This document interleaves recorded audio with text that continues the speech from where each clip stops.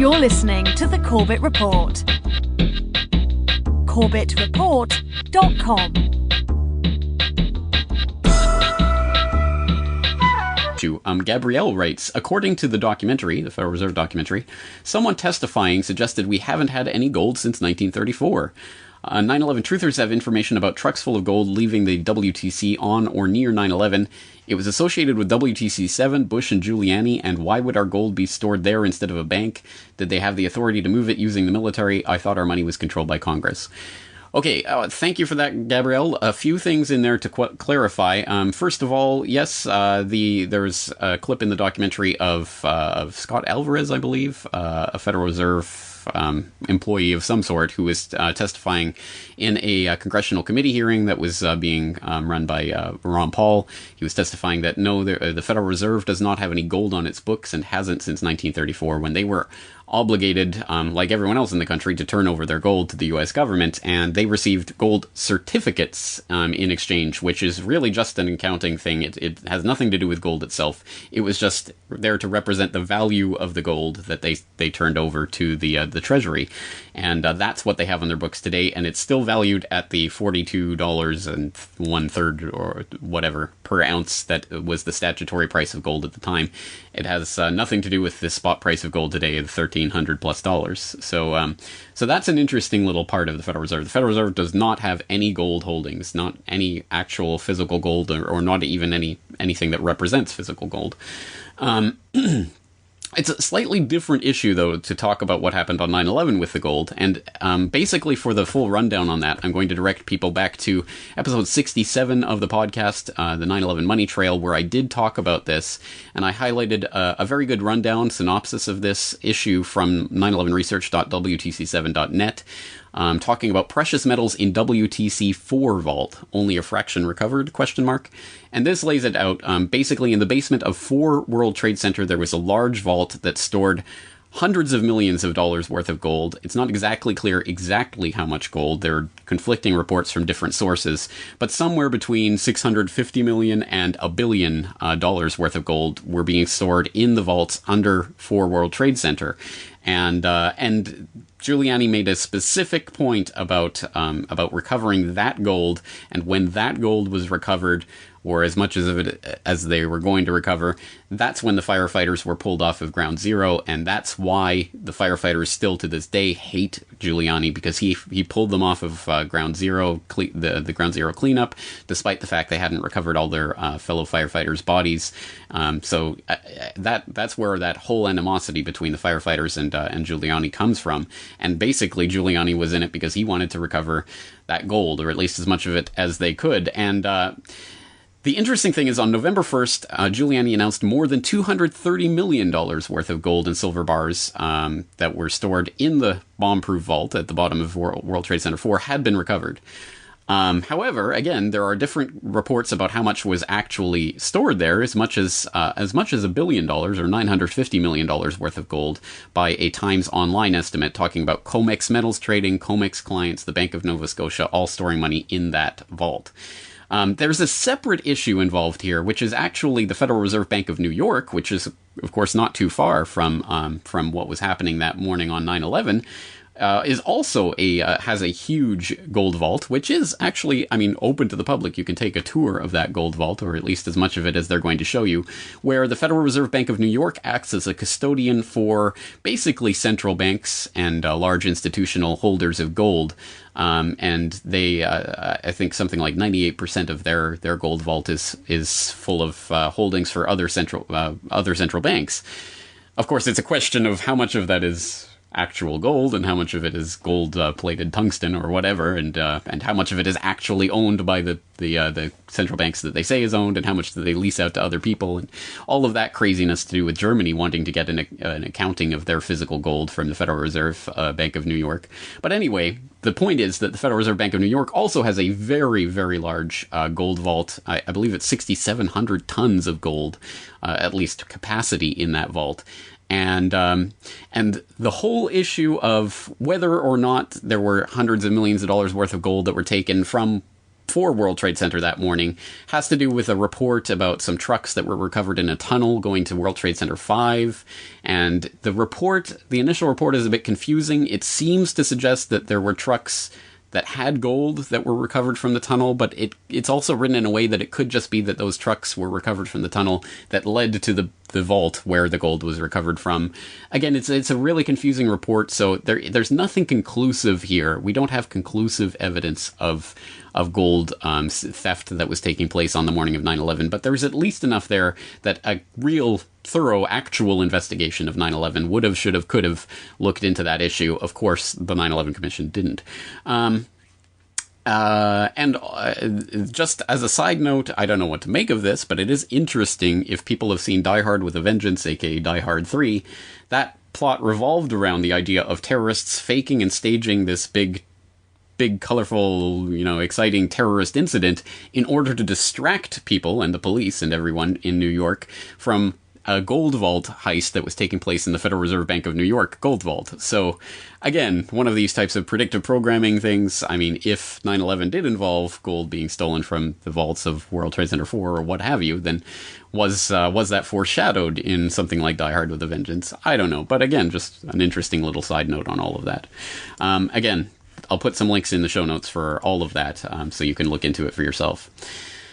Okay, let's shift gears. A lot of economic stuff there. Let's shift gears into other types of issues, and let's go to the website itself for a member comment/question that came in from Timstick1, and he writes on my recent Truth Over Comfort appearance about the horrifying truth of American eugenics. He writes, "I'm interested to know your understanding of the relationship between the eugenics agenda, multiculturalism, and Frankfurt School-initiated identity politics as understood by Gilad Atzmon. In other words, how did an attempt to reduce the non-white population develop into a defense of that population and their eventual protection by the ideology of political correctness? Are the two agendas, destruction and protection of non-whites, in any way related, or are we dealing with two completely separate ideologies?"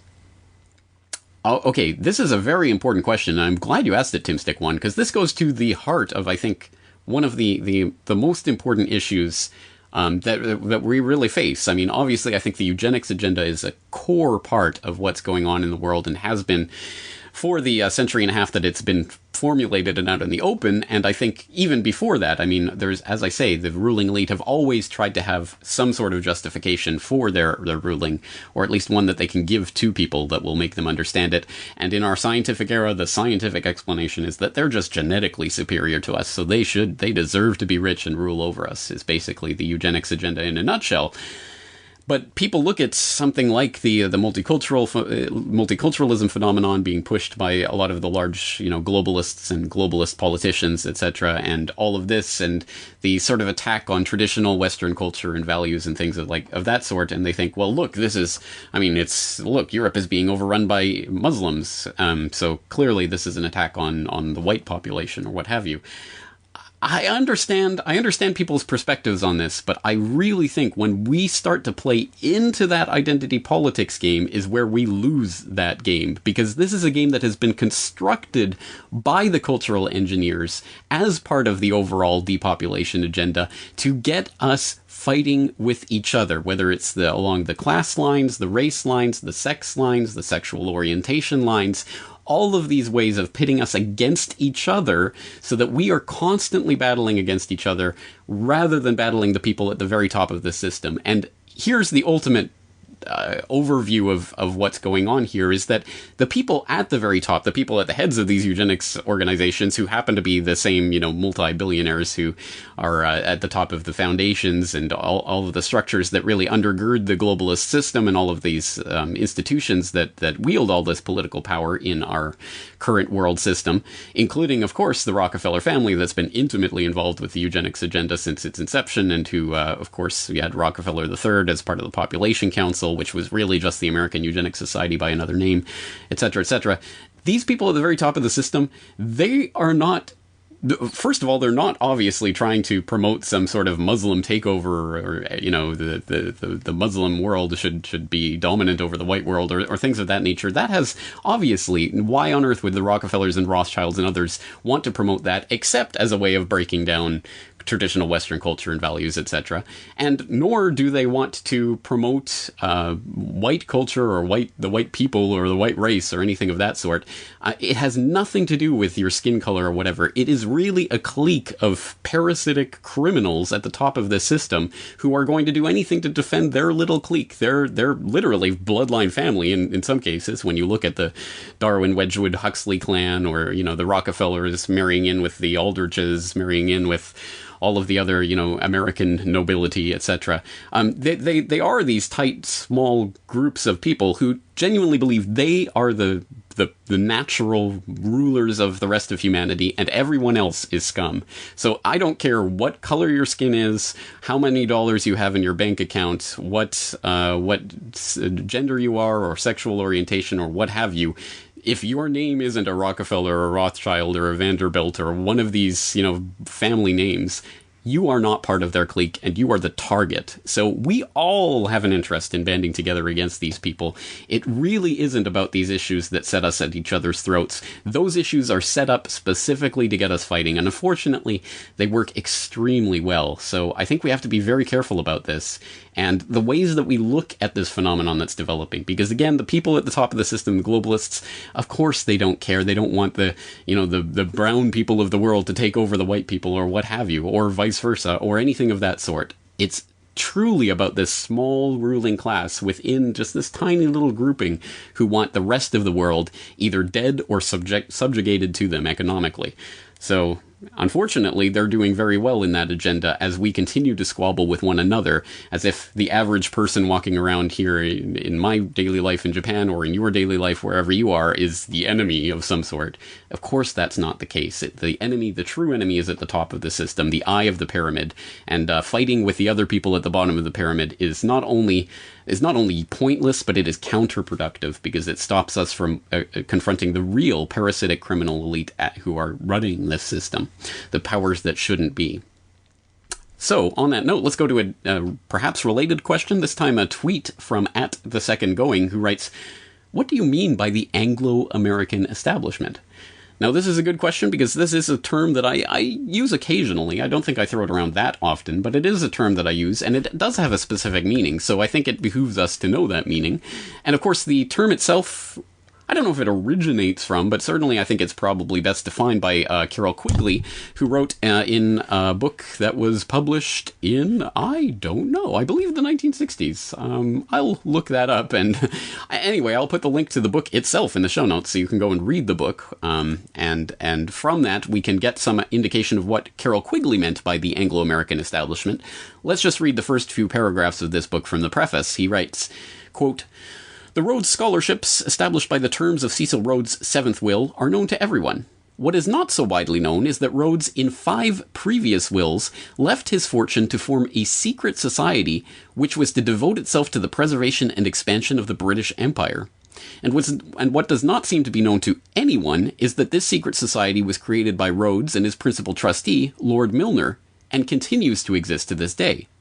To be sure, this secret society is not a childish thing like the Ku Klux Klan, and it does not have any secret robes, secret handclasps, or secret passwords. It does not need any of these, since its members know each other intimately. It probably has no oaths of secrecy, nor any formal procedure of initiation. It does, however, exist, and holds secret meetings over which the senior members preside. At various times since 1891, these meetings have been presided over by Rhodes, Lord Milner, Lord Selborne, Sir Patrick Duncan, Field Marshal Jan Smuts, Lord Lothian, and Lord Brand.